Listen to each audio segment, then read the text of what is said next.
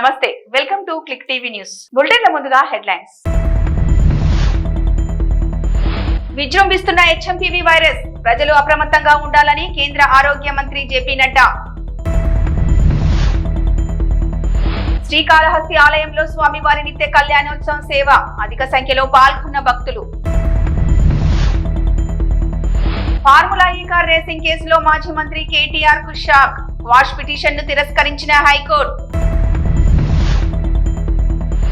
జననాయకుడు portal ప్రారంభించిన AP CM, సమస్యలను నేరుగా చెప్పేందుకే జననాయకుడు పోర్టల్ అన్న Chandrababu.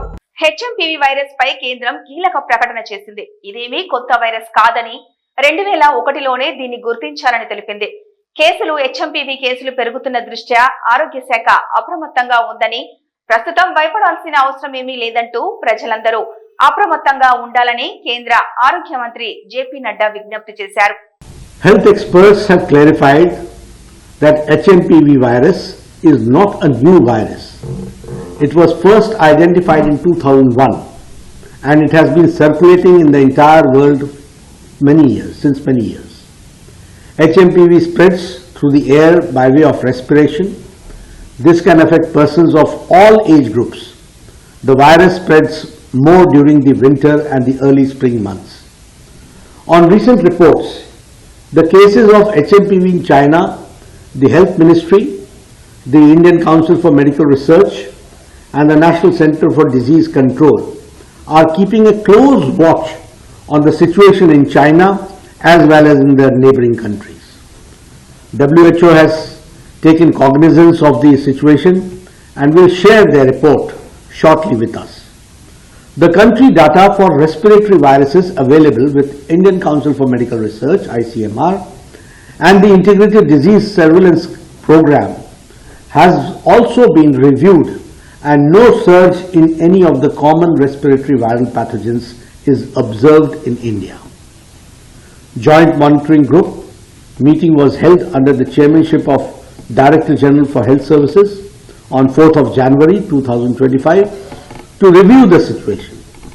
The health systems and surveillance networks of the country remain vigilant, ensuring the country is ready to respond promptly to any emerging health challenges.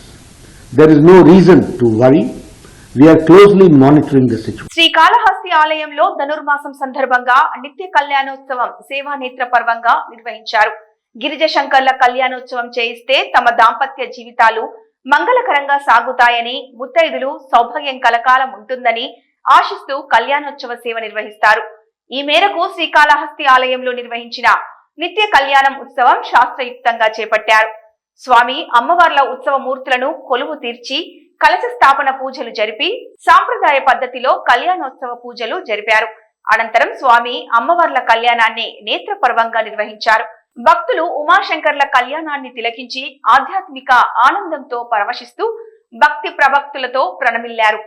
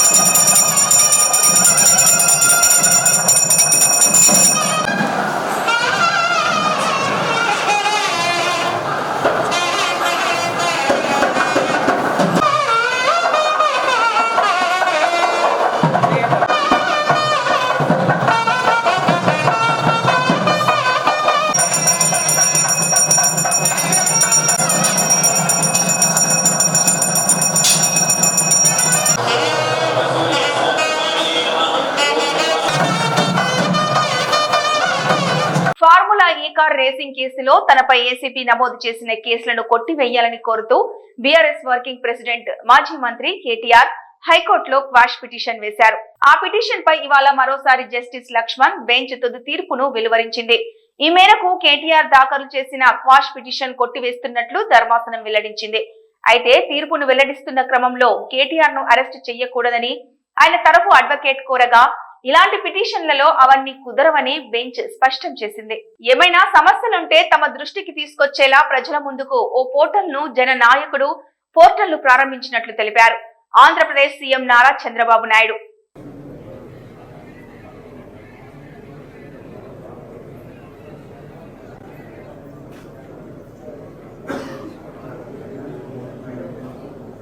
Aadhaar card duplication తీసుకుంటున్నారా? Xerox తీసుకుంటున్నారు. Voter card కూడా xerox తీసుకుంటున్నారు.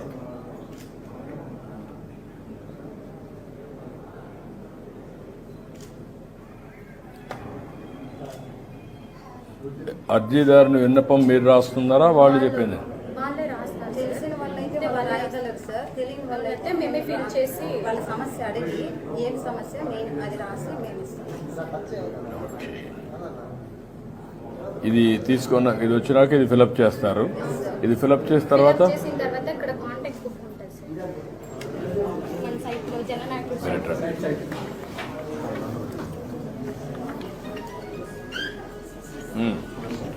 చెప్పండి, మీరు చెప్పండి, మీరు explain చేయండి. Sir ఇక్కడ డాష్ బోర్డ్ ఉంటుంది సార్. ఇక్కడ ఆఫీస్లో మేనేజ్ విజిటర్ కాంటాక్ట్ బుక్ ఉంటుంది సార్. సో మనకి రిసెప్షన్లో కాంటాక్ట్ బుక్ మాత్రమే అవసరం సార్.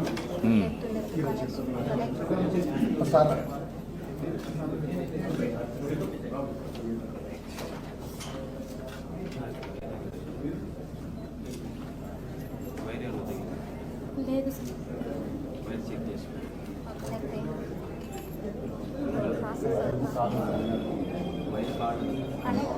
లో వోల్టేజ్ వైర్ పోయిందా లేకుంటే వైఫై ఇది ఓకే.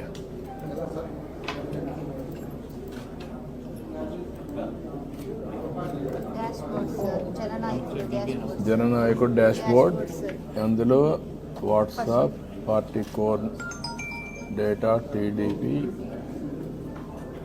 టెలిమెటిక్స్ కాపీ చేయాలంటే వాట్సాప్లో తీసుకొని కాపీ చేసుకుంటాం సార్. ఏంటా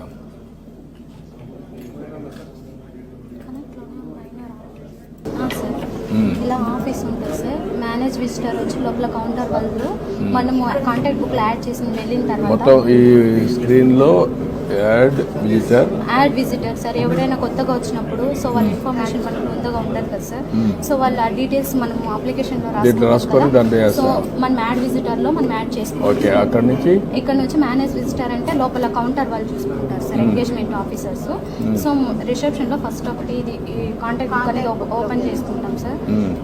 సో కాంటాక్ట్ బుక్ ఓపెన్ చేసుకుని ఒకటి చెప్పండి. కాంటాక్ట్ బుక్ ఓపెన్ చేసిన తర్వాత సో ఇనిషియల్ సార్, సో వాళ్ళ ఫుల్ నేము, వాళ్ళ మొబైల్ నెంబరు, సో వాళ్ళు ఏ స్టేటు, మన స్టేటే ఉంటుంది sir Andhra Pradesh, district, assembly select చేసుకున్న తర్వాత మండల్ సార్, మండల్ తర్వాత పిన్ కోడ్, వాళ్ళ అడ్రస్, జెండర్ టైప్ చేసుకుని సేవ్ చేసామంటే లోపల ఎంగేజ్మెంట్ ఆఫీసర్స్ కౌంటర్కి సెండ్ చేస్తాం సార్. వాళ్ళ ప్రాబ్లం ఏముందో సర్టైన్ డిపార్ట్మెంట్ అనేది మనం అప్లికేషన్ సెండ్ చేస్తాం సార్. ఒకవేళ వాళ్ళకి తెలియకపోతే మేమే గైడ్ చేసి పిచ్చుకొని వెళ్ళి ఆ కౌంటర్లో వదిలి కూర్చోబెట్టి వస్తాం సార్. ఓకే, అంతవరకు మీరు చేస్తారు.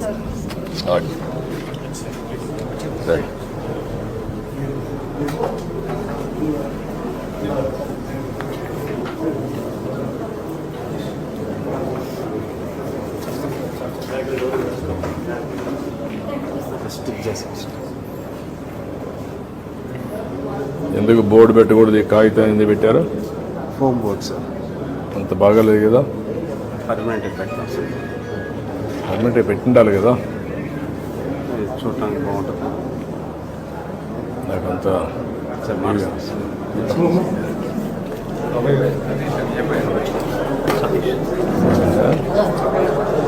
ప్రపంచ తెలుగు సమాఖ్యలో సీఎం పేరు మర్చిపోయిన యాంకర్ పై ఆగ్రహం వ్యక్తం చేశారు ఎంపీ చామల కిరణ్ కుమార్ రెడ్డి. తెలుగు మహాసభల్లో పేరు మర్చిపోయిన యాంకర్ మీద విరుచుకుపడ్డారు కాంగ్రెస్ ఎంపీ చామల కిరణ్ కుమార్ రెడ్డి. ఆయన మాట్లాడుతూ ముఖ్యమంత్రి పేరు చెప్పకపోవడం వెనక ఏదో కుట్ర ఉందా అని అనుమానం వ్యక్తం చేశారు. తెలుగు మహాసభలు పెట్టిన వాడికి బుద్ధి లేదా? ముఖ్యమంత్రే తెలవని వాళ్ళు యాంకర్ అవుతారా అంటూ ఆగ్రహం వ్యక్తం చేశారు ఎంపీ చామల కిరణ్ కుమార్ రెడ్డి. ఎవడా తెలుగు మహాసభలు పెట్టినోడికి బుద్ధి లేదా? యాంకర్ అనేటోడికి చదువు రాదా? యాంకరింగ్ చేసే వాళ్ళకు తెలుగు రాష్ట్రాలలో ముఖ్యమంత్రి తెలియనోడు యాంకర్ కూడా అవుతాడా? ఇవాళ మనం చిన్న చిన్న దాంట్లోనే ఇట్లా కాగితం రాసుకొని వచ్చి చదువుతున్నాం. ఒక ఎంపీ గుండి నేను ఒక యాంకర్ ఒక ముఖ్యమంత్రి వచ్చినప్పుడు ఏ ముఖ్యమంత్రి వచ్చిందో తెలియకుండా చదువుతాడా? దీని వెనక ఏదో కుట్ర ఉందని నాకు అనిపిస్తుంది. ఆన్లైన్ బెట్టింగ్ లపై ఆర్టీసీ ఎండీ సజ్జనార్ ఓ వీడియో విడుదల చేశారు. ఆశ ఉండొచ్చు, తప్పు లేదు. అత్యాశ, దురాశ ఉంటే బాధ, దుఃఖమే మిగులుతాయని హితవు పలికారు. 1000 రూపాయల పెట్టుబడికి చిటికెలో 1,00,000 రాబడి నమ్మశక్యంగా ఉందా అంటూ పోస్టు చేశారు. నోట్ల కట్టలు చూపించగానే నిజమే అనుకుని అత్యాశకు పోవద్దని హెచ్చరిస్తూ ఎక్స్ వేదికగా ఓ వీడియో షేర్ చేశారు. చేతులు కాలాక ఆకులు పట్టుకునే కన్నా ముందే అప్రమత్తంగా ఉండడం ఉత్తమమని సూచన చేశారు. ఆన్లైన్ బెట్టింగ్లు చేసే వాళ్ళ గురించి సమాచారం ఉంటే సమీప పోలీస్ స్టేషన్ లో ఫిర్యాదు చేయాలని సూచించారు. ఇది పైసలు ఏందని చెప్పి షాక్ అయిపోతున్నా. సో నేనైతే ఒక గేమ్ ఆడి ఈజీగా మనీ అనేది ఎర్నింగ్ చేసుకుంటున్నా. సో చూసి కదా అయితే నేను గేమ్ ఆడిన పైసలు. సో ఒక్కసారి గేమ్ ప్రాసెస్ చెప్తాను, మీరు కూడా ఆడండి. 100 సెలెక్ట్ చేయాలి. 100 చేసినాక మనం ఇక్కడ ఏం చేస్తామంటే +10 పెడతాం, 1000 అవుతాయి. 1000 స్పిన్ చేస్తున్నాం. మీరు చూడరు ఇప్పుడు మనకి ఎంత జాక్ పాట్ వస్తుందో మీరే చూడరు. లైవ్ లా ఈజీగా ఎర్న్ చేసుకోవచ్చు. చూసిరా 1000 పెట్టినా, 1000 పెడితే నాకు 1 lakh వచ్చినాయి. సో ఇట్లా అయితే ఉంటది గేమ్. సో మీరు ఆడాలి అనుకుంటే నా ఇన్స్టా ఉందిగా, నా ఇన్స్టా బయోలో అయితే ఇక్కడ నా ఇన్స్టాకి వస్తావు కదా, వచ్చిన తర్వాత ఇక్కడ లింక్ ఉంటది. ఈ లింక్ ట్యాప్ చేసినాం అనుకో డైరెక్ట్ నీకు గేమ్ సైట్ లోకి వచ్చేస్తుంది. గైస్ మీరు వచ్చిన తర్వాత ఇక్కడ ఇది అనిపిస్తుంది ప్రొఫైల్, ఇక్కడ ట్యాప్ చేస్తే మనకి ట్యాప్ చేసి ఇక్కడ లాగిన్ అని అనిపిస్తుందా, లాగిన్ పైన ట్యాప్ చేసిన తర్వాత రిజిస్టర్ కి వచ్చేసి ఇక్కడ మీ ఫోన్ నెంబర్ కొట్టిన తర్వాత ఇక్కడ ఓటీపీ ఓటీపీ వస్తుంది. వచ్చిన తర్వాత ఇక్కడ పాస్వర్డ్ పెట్టుకుని రిజిస్టర్ నా కొట్టేసి ఇలా రీఛార్జ్ అని ఉంటుంది. రీఛార్జ్ పైన టైప్ చేసి మీరు ఇక్కడ ఒక 200 గానీ 300 గానీ పెట్టుకుని రీఛార్జ్ చేసుకోవాలి. రీఛార్జ్ చేసుకున్న తర్వాత మీరు ఇక్కడ మిస్టరీ బాక్స్ ఉంది, దీన్ని ట్యాప్ చేసి మీరైతే పైసలు అనేది గెలుచుకోవచ్చు. రాహుల్ గాంధీ తెలంగాణకు వచ్చి వరంగల్ డిక్లరేషన్ పేరు మీద తెలంగాణ రైతులకు ఎకరానికి 15,000 రూపాయల చొప్పున ఇస్తామని ప్రకటించి కాంగ్రెస్ అధికారంలోకి వచ్చిన తర్వాత 2024 సంవత్సరంలో రైతులకు ₹1 కూడా విడుదల చేయకపోవడం, ఇటీవల సీఎం రేవంత్ యూటర్న్ తీసుకుంటూ ఎకరాకు 15,000 ఇవ్వమని ప్రకటించడంపై ఏకంగా ఏఐసిసి కాంగ్రెస్ కార్యాలయం వద్ద కాంగ్రెస్ రైతు భరోసా యూటర్న్ పేరుతో పోస్టర్లు వెలిశాయి.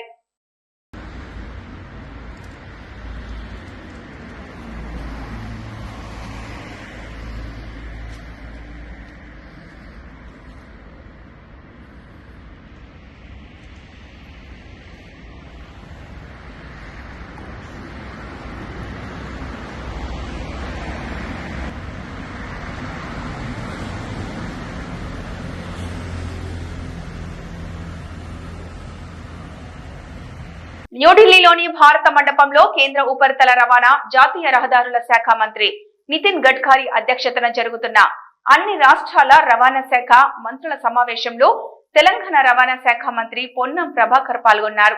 వరి వేస్తే ఉరే అని చెప్పిన గత ప్రభుత్వ దొరల పాలన నుండి నేడు అదే వరి పండించే రైతులకు భరోసా కల్పించే విషయంలో సన్నవడ్లకు మద్దతు ధరతో పాటు 500 రూపాయల బోనస్ ను ఇందిరమ్మ ప్రభుత్వంలో అమలు చేసుకుంటున్నామని, రైతుల పక్షాన ఎప్పటికీ కాంగ్రెస్ ప్రభుత్వమే నిలుస్తుందన్నారు మంత్రి పొంగులేటి శ్రీనివాసరెడ్డి. పెద్ద మనిషి తన ఫామ్ హౌస్ లో 200 ఎకరాలైతే ఒరేసుకున్నాడు. కానీ పేదోడు వరేస్తే మీరు మిమ్మల్ని ఒడ్లు కొనామని చెప్పిన ఆనాటి పెద్ద మనిషి ఇందిరమ్మ రాజ్యంలో ఒడ్లు వేసిన మద్దతు ధరతో పాటు మీకు క్వింటాలకు 500 రూపాయలు ఇస్తామని చెప్పి సన్నధాన్యానికి 500 రూపాయలు ఇచ్చి రైతును రాజును చేసింది మన ఇందిరమ్మ ప్రభుత్వం. అవునా కాదా అనేది ఆ దొరగారు ఒక్కసారి ఆలోచించాల్సిన అవసరం ఉంది. సంధ్యా థియేటర్ ఘటనలో గాయపడి కిమ్స్ ఆసుపత్రిలో చికిత్స పొందుతున్న శ్రీతేజ్ ను అల్లు అర్జున్ పరామర్శించారు. ఉదయం 9:45 ప్రాంతంలో సినీ నిర్మాత దిల్ రాజుతో కలిసి ఆయన ఆసుపత్రికి వచ్చి శ్రీతేజ్ ఆరోగ్య పరిస్థితిపై వైద్యులను అడిగి తెలుసుకున్నారు. అలాగే బాలుడి తండ్రిని కూడా పరామర్శించారు. అల్లు అర్జున్ వస్తున్నాడని సమాచారం అందడంతో రామ్ గోపాల్పేట పోలీసులు కిమ్స్ ఆసుపత్రి పరిసర ప్రాంతాల్లో భారీ బందోబస్తు ఏర్పాటు చేశారు. అలాగే ఇతర రోగులకు ఎలాంటి అసౌకర్యం కలగకుండా వైద్యులు సైతం సహాయం చేశారు.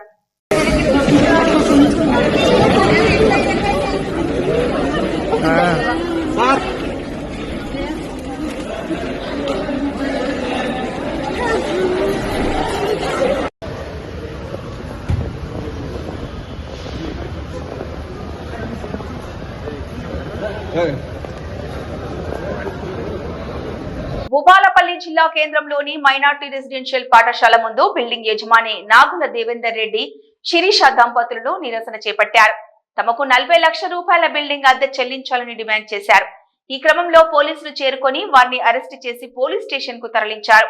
ఈ సందర్భంగా మాట్లాడుతూ తమకు గత కొన్ని సంవత్సరాలుగా ప్రభుత్వం బిల్డింగ్ అద్దె చెల్లించకుండా నిర్లక్ష్యం వహిస్తోందని పేర్కొన్నారు. పెట్టిండ్రు. ఆ నష్టపరిహారం కూడా ఇప్పుడు అది ఎన్ని లక్షలు అవుతుందో మాకు తెలియదు అందాదా.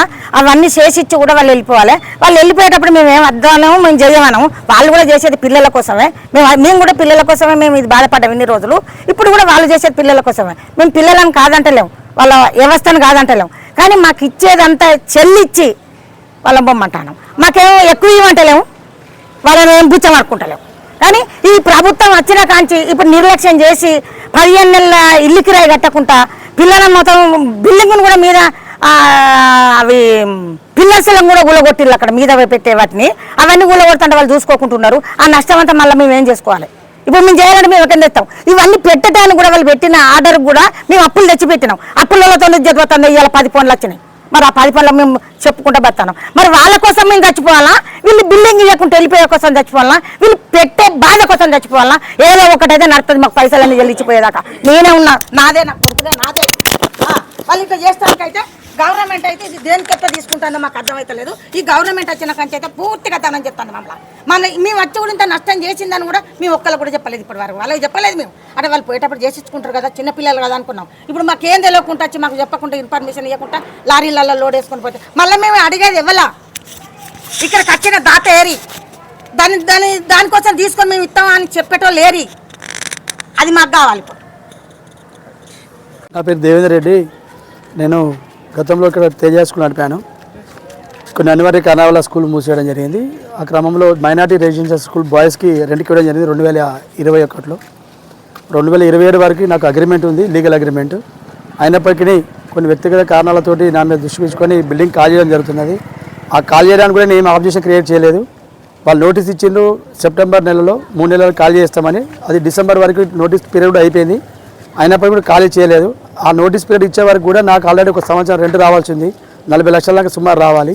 ఈ విషయంపై నేను ప్రిన్సిపల్ కానీ, డిఎండబ్ల్యూ కానీ, కన్సర్న్ సెక్రటరీ కానీ, కలెక్టర్ గారు కూడా ఇన్ఫర్మేషన్ లెటర్ లిఖితపూర్వకంగా ఇవ్వడం జరిగింది. అయినా కూడా ఈ రోజు వరకు ఏం స్పందన లేదు. అలాంటిది కూడా మన శనివారం కూడా డిఎండబ్ల్యూ గారు మాట్లాడి మీరు ఏమన్నా అమౌంట్ ఉన్నా కూడా మేము ఫైనల్ కొంచెం షెడ్యూల్ చేసేసి మేము కాల్ చేస్తాము అని చెప్పి ఇన్ఫర్మేషన్ ఇచ్చారు. కానీ ఆ ఇన్ఫర్మేషన్ కూడా ప్రాపర్ లేకుండా ఇవాళ ఏం మాట చెప్పకుండా ఉదయాన్నే మొత్తం ఫర్నిచర్ మొత్తం దాంట్లో వెహికల్లో తీసేసుకొని షిఫ్ట్ చేయడం జరుగుతుంది. మరి నాకు ఇవ్వాల్సిన రెంట్ ఏదైతే ఉందో ఆ రెంట్ ఇచ్చి కాల్ చేసిపోవడానికి నాకు ఎలాంటి ఆబ్జెక్షన్ అని చెప్పినప్పుడు కూడా ఇన్ఫర్మేషన్ చేయకుండా పట్టుకుపోవడం అయితే ఇదైతే దారుణమైన చర్య. దీనికి అడ్డుకుంటే కూడా ఇబ్బందులు క్రియేట్ చేసి క్రిమినల్ కేసు పెడతామని బెదిరించి పట్టుకుపోవడం జరుగుతున్నది. ఇది ఎంతవరకు సమంజసం అనేది అర్థం కాని ప్రశ్నగా ఉంది. మహబూబాబాద్ జిల్లా డోర్నకల్ నియోజకవర్గంలో పలు అభివృద్ధి కార్యక్రమాల్లో పాల్గొన్నారు ఎమ్మెల్యే రామచంద్ర నాయక్. ఈ సందర్భంగా దంతాలపల్లి గ్రామంలో రైతులతో కలిసి సీఎం రేవంత్ రెడ్డికి పాలాభిషేకం చేశారు. అనంతరం మాట్లాడుతూ సురేందర్ రెడ్డి గతంలో చేసిన కార్యక్రమాలు తప్ప ఇప్పటి వరకు గత ప్రభుత్వం ఏం చెయ్యలేదని మండిపడ్డారు. కనీసం మరిపెడ బస్టాండ్ ను పునర్నిర్మించలేదంటూ మండిపడ్డారు. కానీ కాంగ్రెస్ ప్రభుత్వం ఇచ్చిన అన్ని హామీలను నెరవేరుస్తుందన్నారు.